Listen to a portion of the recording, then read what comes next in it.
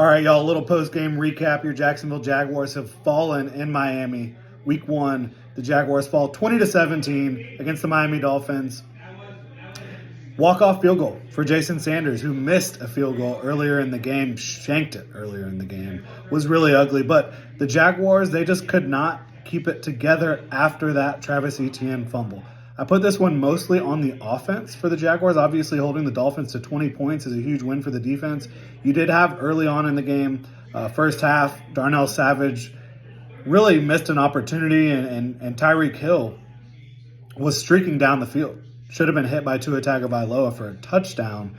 Tagovailoa missed it. That would have been a game changer for the Dolphins offense, but the Jaguars entered halftime up 17-7 after some missed opportunities for the Miami Dolphins offense again. That Tagovailoa miss, the Jason Sanders missed field goal. The Jaguars were playing very well early on, right? Trevor Lawrence was absolutely dealing. Brian Thomas Jr. was playing great. He was giving Jalen Ramsey all sorts of trouble in coverage. Jalen Ramsey was trying to cover him single coverage a lot of that first half. And I feel like Brian Thomas Jr. was definitely getting the best of him. The running game was getting it going. Etienne was not perfect early on, right? But Tank Bigsby really was carrying the load there, and Etienne was kind of picking up some nice plays here and there, was able to score that touchdown in the first half. Brian Thomas Jr. with the toe-tapping touchdown in the first half. Looked like one of the plays that you were just begging for Calvin Ridley or Zay Jones to make in 2023. It was looking pretty good going into halftime. Again, 17-7, the Jaguars were up. They end up falling 20-17, 13-0 second half for the Miami Dolphins. So some big moments in this game. Obviously, the Travis Etienne fumble. The Jaguars have the ball. Travis Etienne makes some people miss in the hole. He is very close to the end zone. Very, very close. Fumbles the football into the end zone. Fumble recovered by the Miami Dolphins. Miami Dolphins get the ball back. Instead of going up 24-7, or at very worst, even if Etienne doesn't score and he's just tackled, 20-7.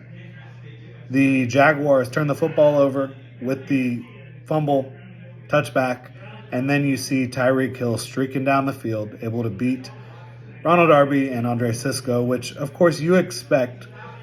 If there's a full game where Tyreek Hill doesn't have a play like that, it's shocking. And again, he had an opportunity to make a play like that earlier in the game. Tua Tagovailoa missed him. So the Jaguars really gave Tyreek Hill two big opportunities in this game to make big plays down the field. The Dolphins were able to convert on one of them and score a touchdown, right? Jalen Waddle was banged up early on. He didn't do much after that.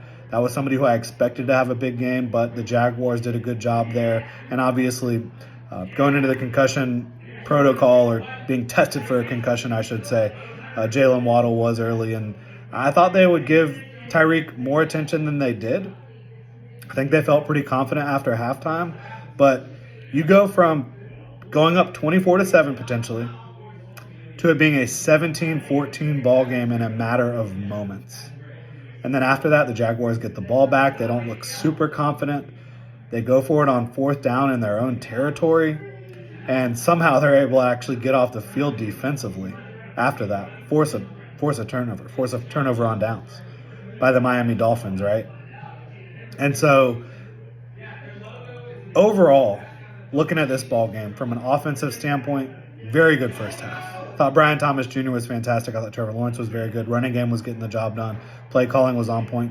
Second half, as soon as Travis Etienne fumbles, it looks like the offense absolutely folded. It really did. They did not play with the same confidence. The play calling looked a little suspect, especially on those short yardage situations there. And the Jaguars ended up not being able to get the job done. And that is the NFL. When you have two good football teams on the field, which make no mistake about it, that was two good football teams playing in a very tough Week 1 opener. It is a game of a couple plays here and there. And you want to talk about a couple plays? Travis Etienne's fumble, Tyreek Hill's touchdown. That was the ballgame. That was the difference in the ballgame. It was a 14-point swing that happened in a matter of moments.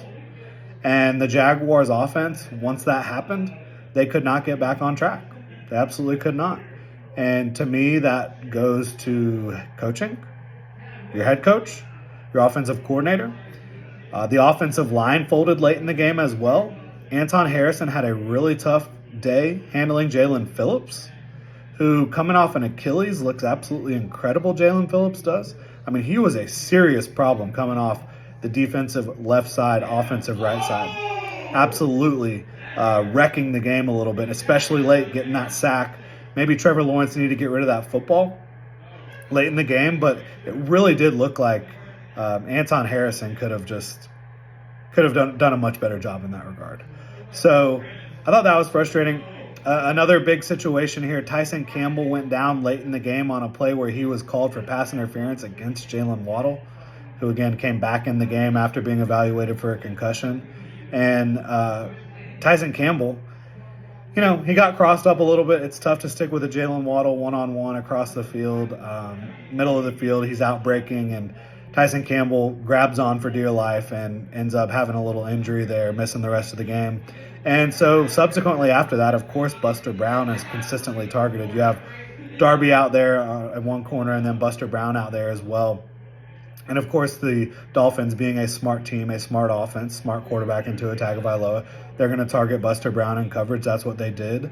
The Dolphins, of course, had some of those big plays like we talked about with Tyreek Hill, but really a lot of it was being able to utilize their speed on the edge against the Jaguars outside the tackle box, which that was the main concern for the Jaguars coaching staff coming into this ball game, I think. Obviously, for any team, any defense, worrying about the speed of the Miami Dolphins offense.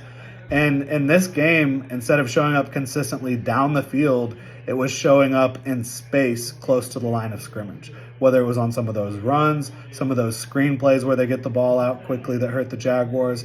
I thought the Jaguars defense did the job overall. A couple of plays where the Dolphins did score or should have scored. Again, the Darnell Savage play early in the game where Tyreek Hill got open behind him, I thought should have ended up in a touchdown for the Dolphins. And then the Tyreek Hill play later in the game did end up being a touchdown. So not perfect by any stretch for the Jaguars defense, but I challenge you to show me any defense that plays a completely perfect game against an offense with Mike McDaniel and Tua Tagovailoa, Tyreek Hill, all the speed that they have out there. So overall, I think the Jaguars defense encouraging in the first game of the season, in the first game of the Ryan Nielsen era on defense.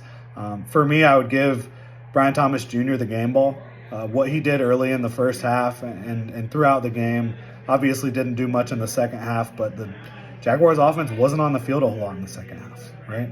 You had some drops, you had some missed throws, you had missed opportunities for the Jags offense in the second half. And as much as I love what Christian Kirk brings to the Jaguars offense, what he does for this football team, he missed two opportunities. The first one was a play that he absolutely should have made, and he should have had a catch down the field for a first down. The second one, Trevor was kind of throwing off his back foot, fading away. It wasn't a perfect throw, but it still hit Christian Kirk in the hands, and I think Christian Kirk would tell you he should have caught that pass. So those were a couple more plays on the offensive side of the ball that I thought could have helped the Jaguars win this game. But ultimately, it comes down to that Travis Etienne fumble and the inability for the offense to recover after the fumble. They were still in the game, but they did not look like they were in the game mentally. They did not, mentally or physically, against the Dolphins defense, which the Dolphins clearly just took their opportunity and ran with it after they were able to force a turnover in their own red zone. And that's what good teams do, or finish games, right? I think the Miami Dolphins earned this win. I think the Jaguars earned this loss. We're going to analyze it for the next few days as well, and then we're going to move on to Cleveland. Really appreciate y'all tuning in. I think that there should be some optimism after this one, but absolutely you have every right to feel pissed off about the Jaguars folding in a big way. They absolutely folded in the second half on the offensive side of the ball, and they've got to get back to the drawing board. They've got to answer the questions that need answering, and they've got to go get a win next week in Jacksonville in front of their hometown fans against the Cleveland Browns. That's going to be a huge, huge game for the Jaguars, trying to avoid falling to 0-2 in 2024. Again, thank you so much for tuning in. Really appreciate y'all. Try to have a good one, Duval.